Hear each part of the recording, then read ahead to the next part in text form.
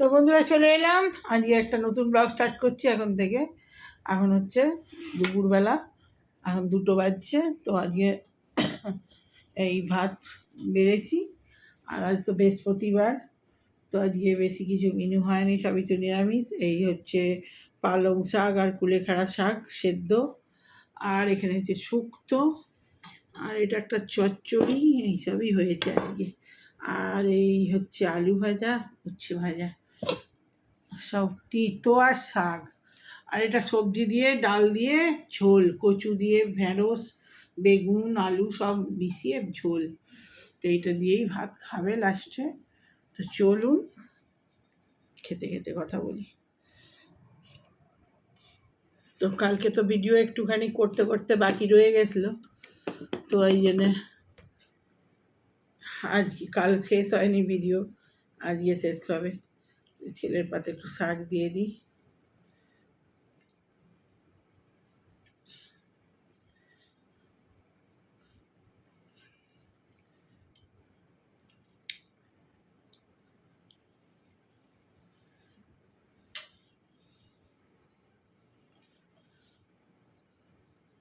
আজকে কুলেখাড়া শাকও অনেক ছিল, এই কাঁটা ছিল, তো কাঁটা বেছে ফেলে দিয়েছি সব, দিয়ে আর শাক করেছি।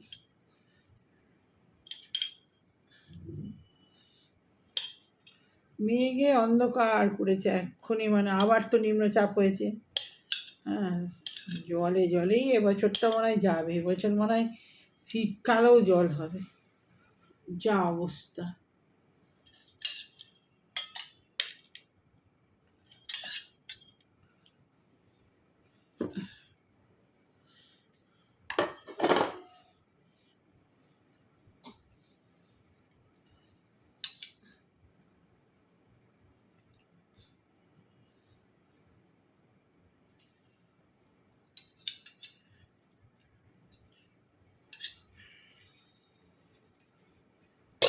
চলুন,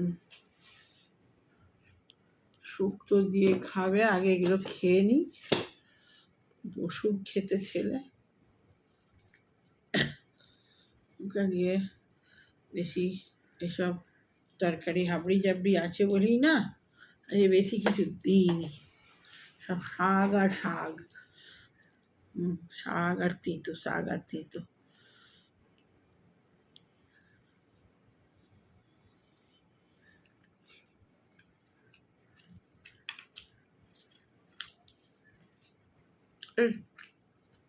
এই চচ্চড়িটা একটা কুমড়ো শাকের চচ্চড়ি, বড়ি দিয়ে।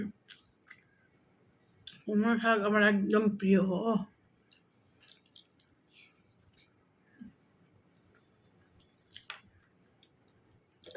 কুলেখাড়া শাকটা জলটা খেয়ে নিই।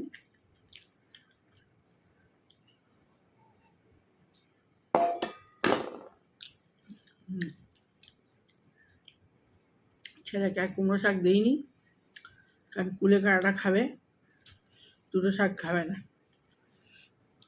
সেক্ষেত্রে ভিডিওটা বন্ধ হয়ে গেছিলো।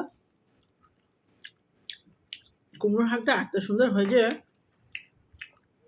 বড়ি দিয়ে কুমড়ো শাক না, শুকনো শুকনো হয়েছে চচ্চড়িটা, হেভি হেভি হয়েছে। আমার কুমড়ো শাক ভীষণ ভালোবাসি।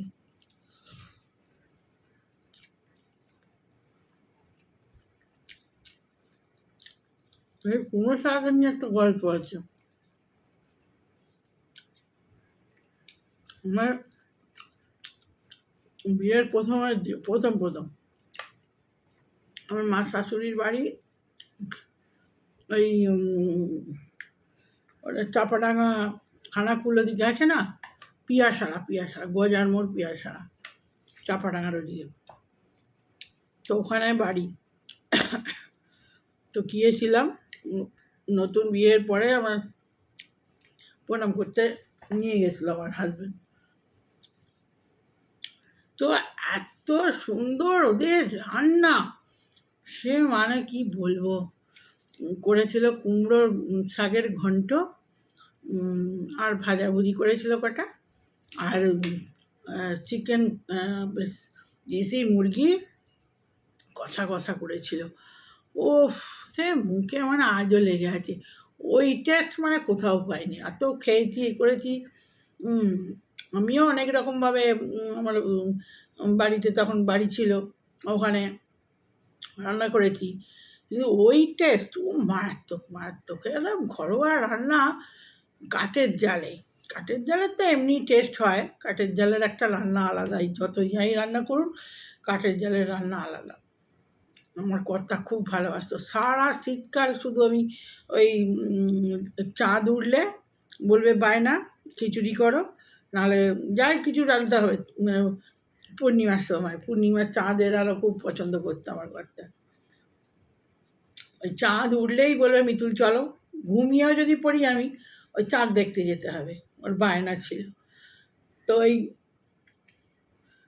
তার রান্না, ওই বায়না ছিল কাঠের উনুনে রান্না করে খাবো। সারা শীতকাল খাওয়াতাম। আর এই শীতকালে পূর্ণিমাতে একটা ওখানে লাইট টাঙিয়ে দিত নিজেই, দিয়ে ছাদে লাইট ছিল, তবু তাতে তো অত ভালো দেখা যায় না।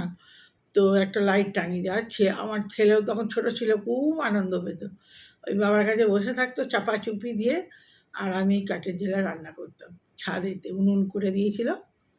আমিই করেছিলাম, করে দিয়েছিল মানে।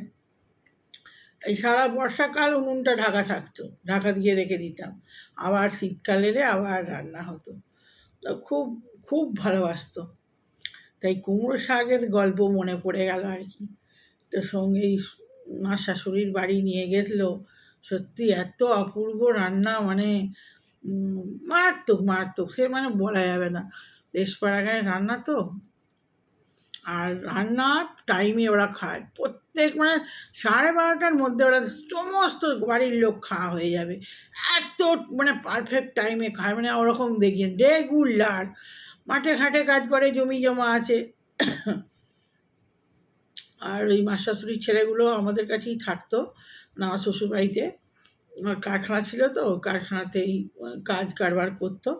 আর ওই বিয়ের প্রথমে প্রণাম করতে নিয়ে গিয়েছিলো মার শাশুড়িকে। আর ভিড়, সে বিয়ে হয়েছে মানে লোক লাইন দিয়ে সব দেখতে এসছে, নতুন বউ দেখতে এসছে যেমন।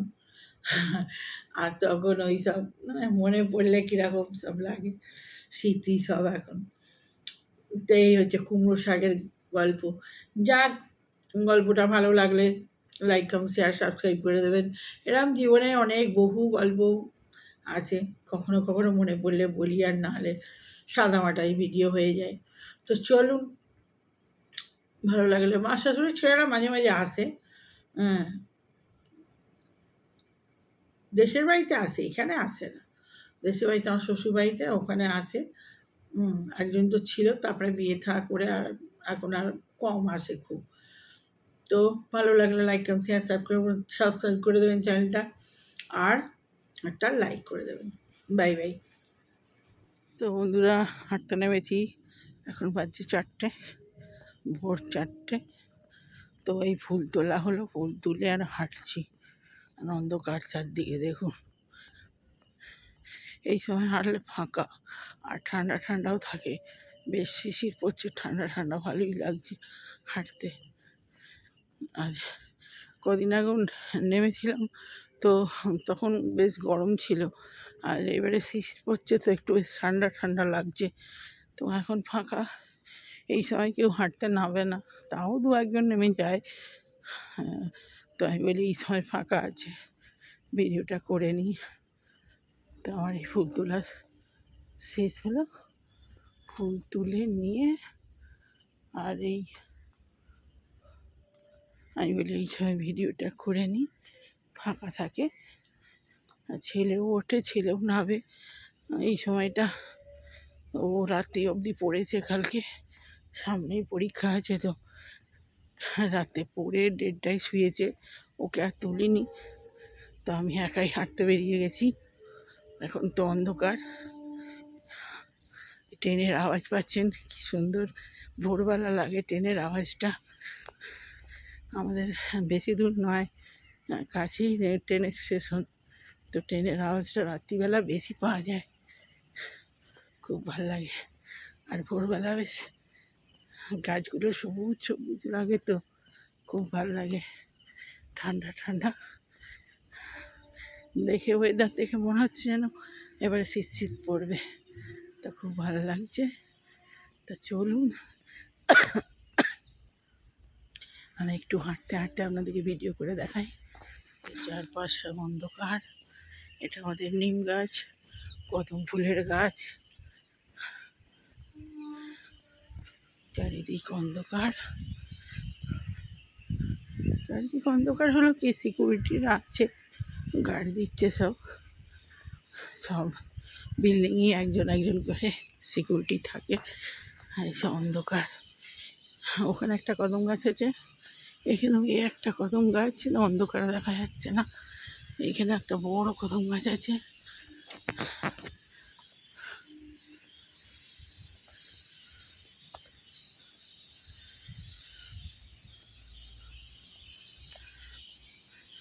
তো আমাদের এই সামনে বস্তি আছে একটা, ওখানে দেখুন ধোঁয়া আছে, মানে রান্না চাপিয়ে দিয়েছে, এই যে ধোঁয়া উঠছে। ভোরবেলায় সব রান্না বান্না করে অফিস যাবে, কাজে যাবে, সব ধোঁয়া উঠছে, সব রান্না চাপিয়ে দিয়েছে ভোরবেলায়। যাদের সব ভোরবেলা ওটা অভ্যেস, তারা সব ভোরবেলা উঠে পড়ে। দুদিন সেই লক্ষ্মী পুজোর আগে হাঁটতে নেমেছিলাম। কীবারে লক্ষ্মী পুজো গেল, সেদিনে হাঁটতে নেমেছিলাম। ওই আজকে নামলো, রোজ বেরোবো বেরোবো করে হাঁটাই হচ্ছে না। ছেলেকে নিয়ে হাঁটতে বেরোই তো, ওই জন্যে ছেলে পরীক্ষা বলে ও আর হাঁটতে নামছে না। দেরি আছে তবুও, আর ডিসেম্বরের লাস্ট করে নাহলে জানুয়ারি ফার্স্ট করে পরীক্ষা, তো সেই জন্যে আর দেরি করেনি। আমাদের সব ওই বাইরে থেকে সব দুধ দিয়ে যায়, ওটা কী দুধ বলে, ওই অ্যাড মারে টিভিতে, তো এই দুধ দিতে এসছে। আর এখানে রেস্টুরেন্টের আলোটা জ্বলছে। এই সময় হলে ফাঁকা ফাঁকা একটু ভিডিও করা যায়, অন্য সময় ভিডিও করা যায় না।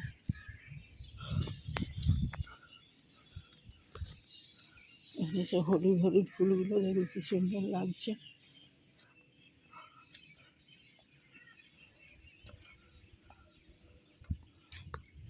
অনেকে সব লাইট, কালী পুজোর লাইট দিয়ে দিয়েছে বারান্দায়, দেখতে কি ভালো লাগছে। দেখি মনে হচ্ছে কালী পুজো আসছে। দুর্গা পুজো গেল, লক্ষ্মী পুজো গেল, এবারে কালী পুজো। তো ভোরবেলা বলে এখন, আর আকাশে চাঁদটা দেখুন কি সুন্দর।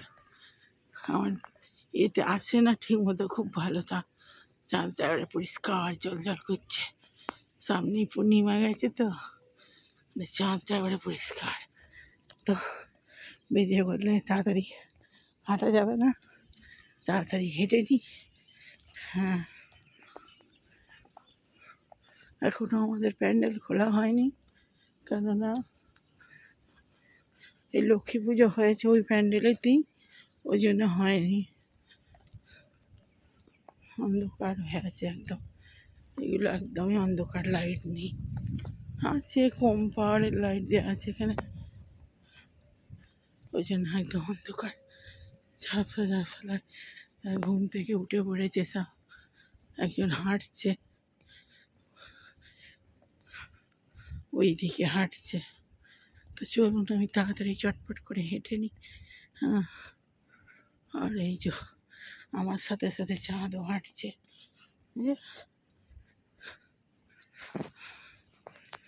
বন্ধুরা চলে এলাম একটা নতুন ব্লগ সেট, নতুন ব্লগ না, ভোরবেলায় আজকে 4টের সময় ব্লগটা আরম্ভ করেছি।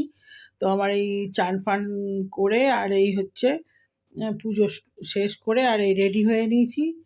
কালকে বেরোবো বলেছিলাম, পরশু দিন থেকে বেরোবো বেরোবো করছি, কাজ আছে তো বেরোনো হচ্ছে না। তা আজকে রেডি হয়েছি, বেরোবো। এখন বাজছে 11টা, তো 11টার মধ্যে আমার পুজো পুজো কমপ্লিট। টিফিন করে নিয়েছি, চা মুড়ি, আর এই ঠাকুর দর্শন করিয়ে দিই। এই হলো সে ভোরবেলা বেরিয়েছিলাম আজকে হাঁটতে। তো এই যে পুরো সিংহাসন ফুলে ভর্তি, দেখুন কত ফুল পেয়েছি আজকে। ফুলে একদম টগমগ টাটকা ফুলে মায়ের পুজো, সব জবা ফুল, সাদা ফুল আছে,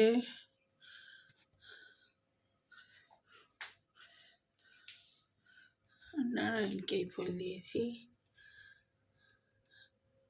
সবাই মোটামুটি ফুল পেয়েছে। তো এখানে মায়ের পায়ে জবা ফুল দিয়েছি লাল।